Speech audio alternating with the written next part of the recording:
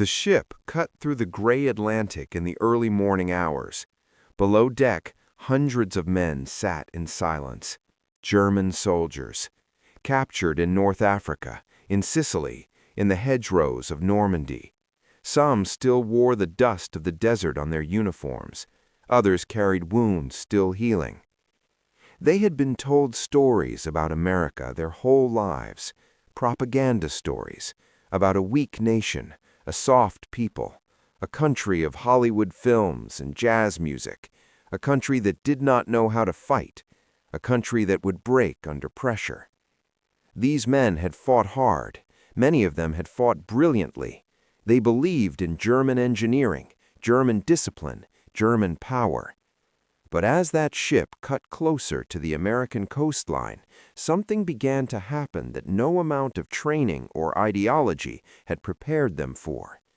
They began to see the truth, and the truth was staggering. It is 1943. The war in North Africa is over.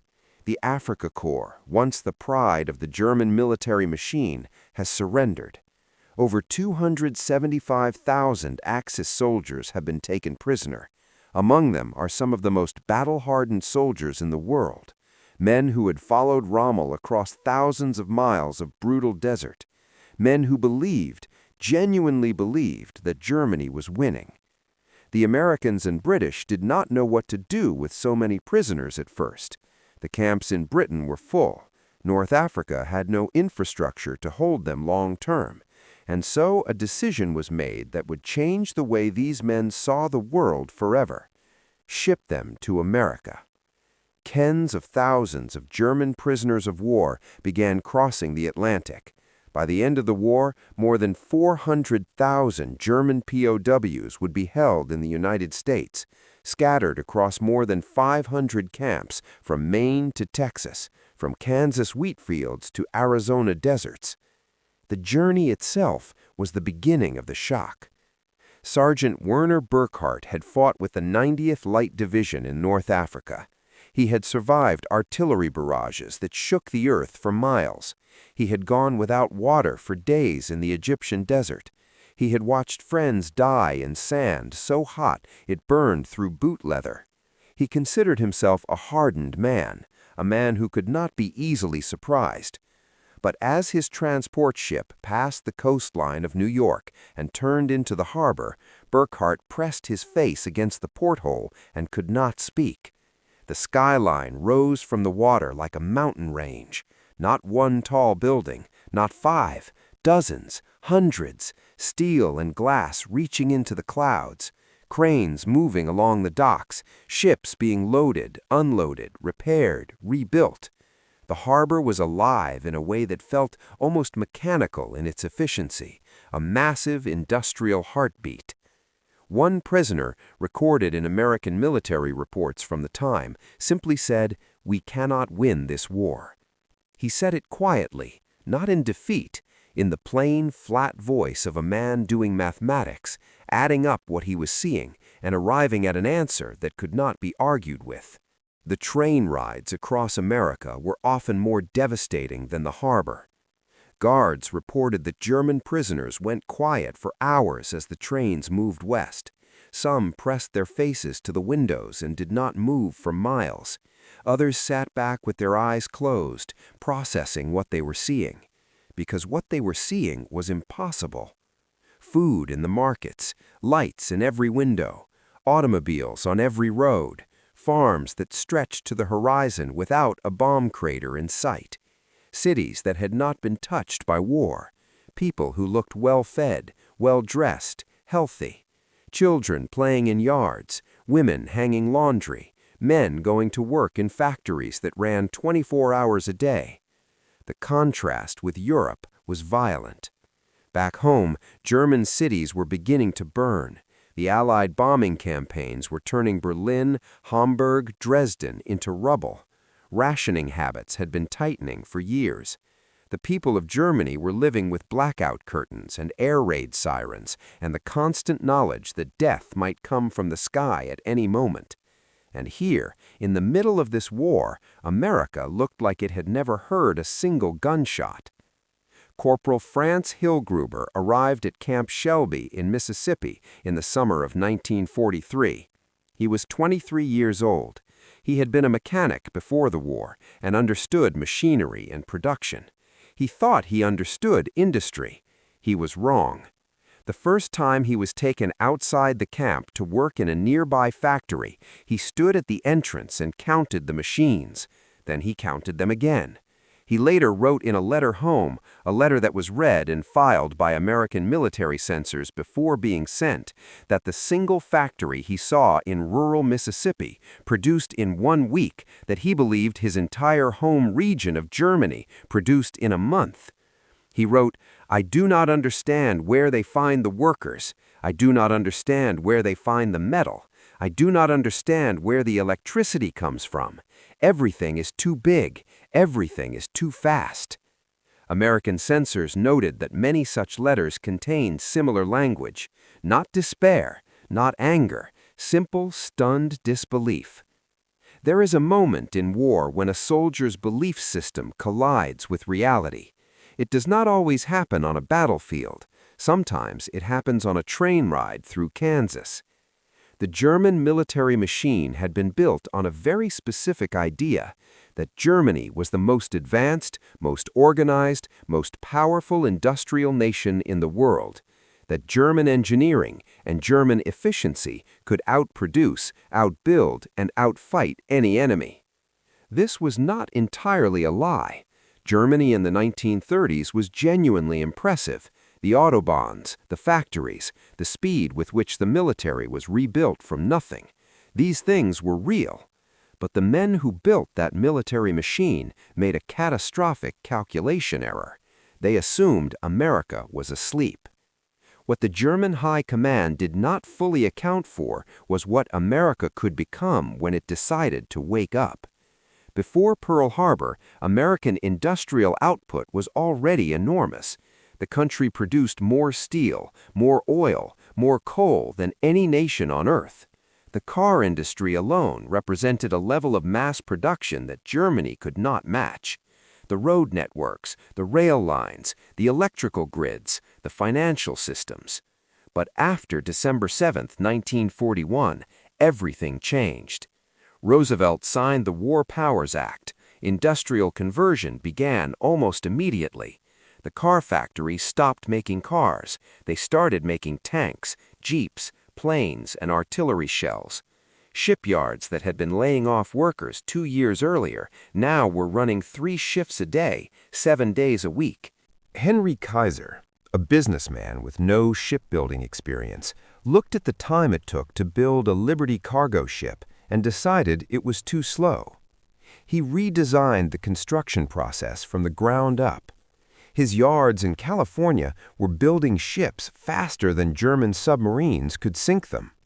By 1943, the United States was producing 1 new ship every single day. Every single day. The German prisoners who worked in American agriculture were confronted with a different kind of shock. Not industrial, agricultural. The American farm system was mechanized in ways that seemed almost fantastical to men who had grown up in European farming traditions. Machines that harvested in hours what would take a village of people several days. Storage facilities that could hold grain for an entire region. Food processing plants that ran without stopping.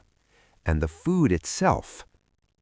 Camp commanders noted in official reports that prisoner complaints in the early months often centered not on hardship, but on abundance, on more food than many of these men had eaten in years, white bread, meat several times a week, milk, butter, coffee.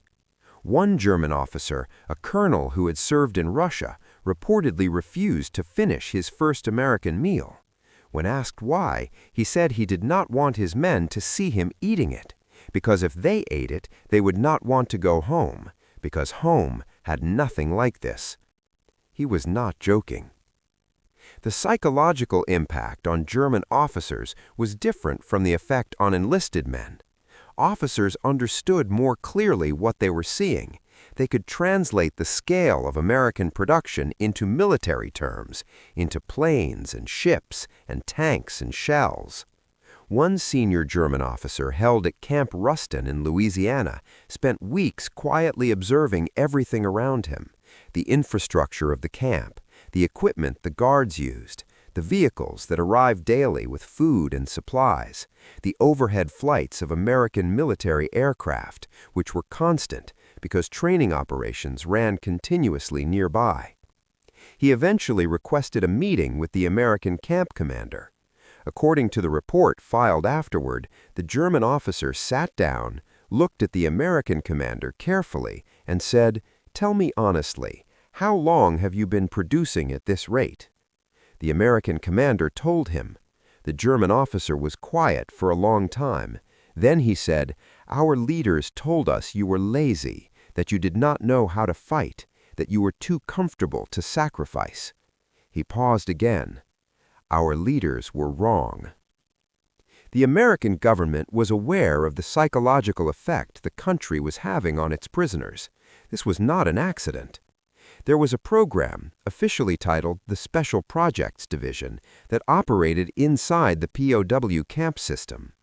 Its goal was not to torture or break the German prisoners. Its goal was something more subtle and ultimately more powerful. It was designed to expose German prisoners to American democracy.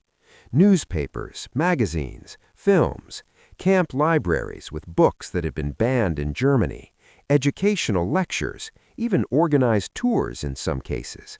The thinking was simple. These men would eventually go home. Germany would eventually be rebuilt.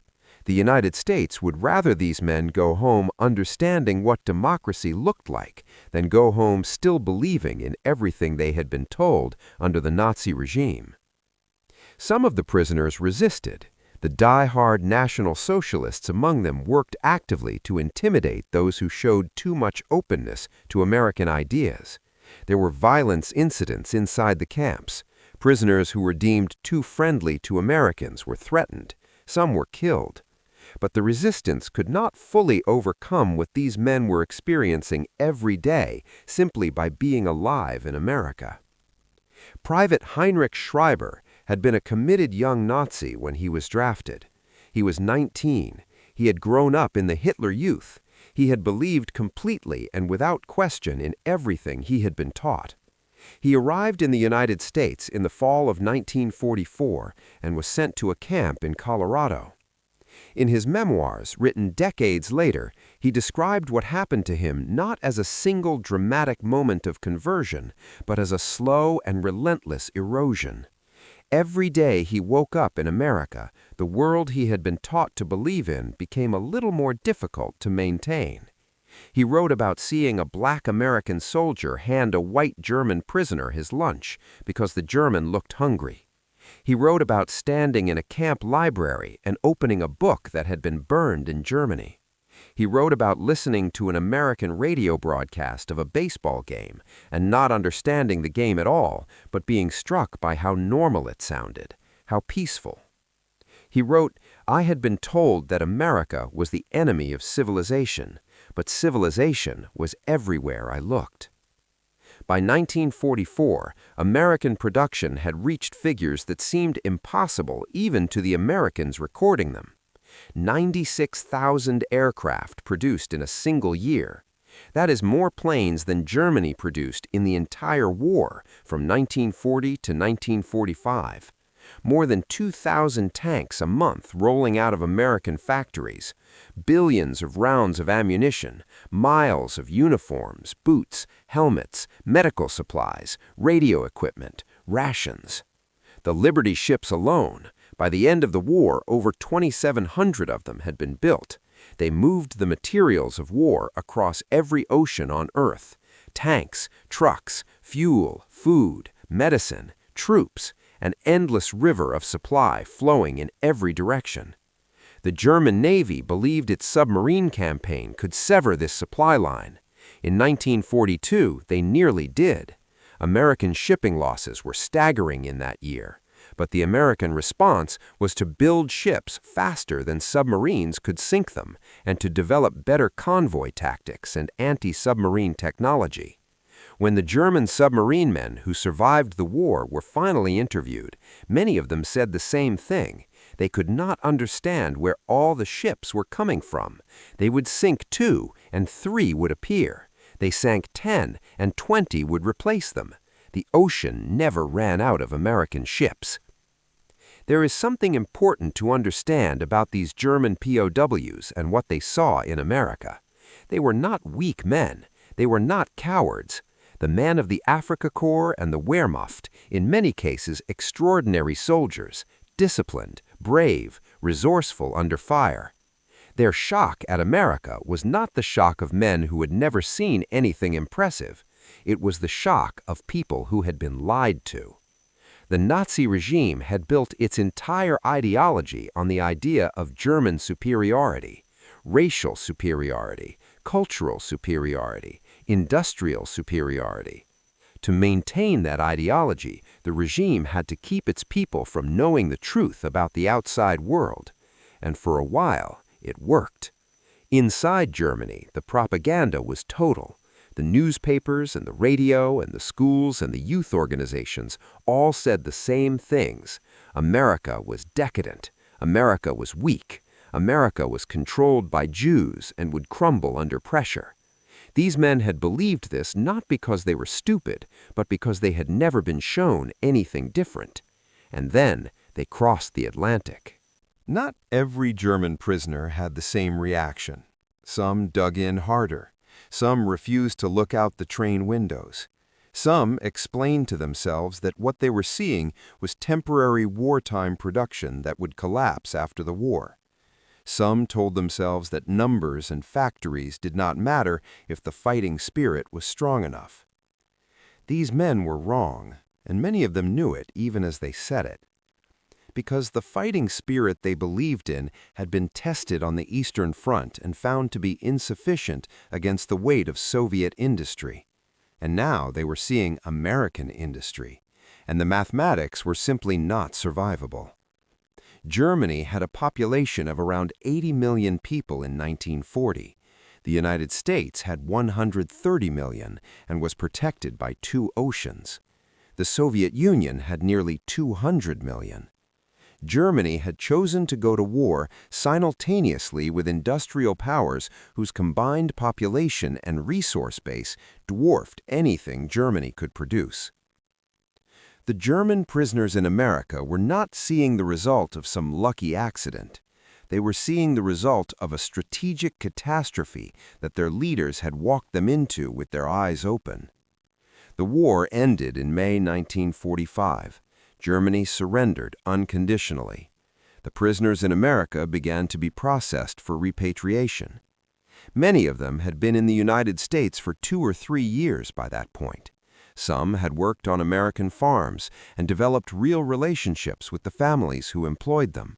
Some had learned English well enough to hold conversations. Some had read American books and seen American films and listened to American music. They were not the same men who had arrived. Werner Burkhardt, the sergeant who had pressed his face to the porthole watching the New York skyline, returned to Germany in 1946. He later said that returning to Germany after years in America was its own kind of shock. The cities were rubble, the food was scarce, the people were exhausted and broken in ways that went beyond the physical. He said that standing in the ruins of Frankfurt, he kept thinking about the harbor in New York, about all those cranes and ships and lights, about the skyline that had risen from the water like a mountain range. He said, "I understood then what we had done to ourselves. We had gone to war with the future, and the future won."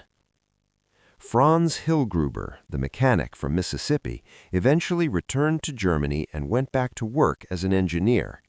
He became one of the early voices in post-war Germany who argued for reconstruction based on American industrial models. He had seen what was possible. He had stood inside that factory in Mississippi and counted the machines. He spent the rest of his working life trying to build something like it at home. Heinrich Schreiber, the 19-year-old Hitler Youth member, returned to a Germany he barely recognized and spent years reckoning with what he had believed and what he had seen. He eventually became a teacher. He taught history.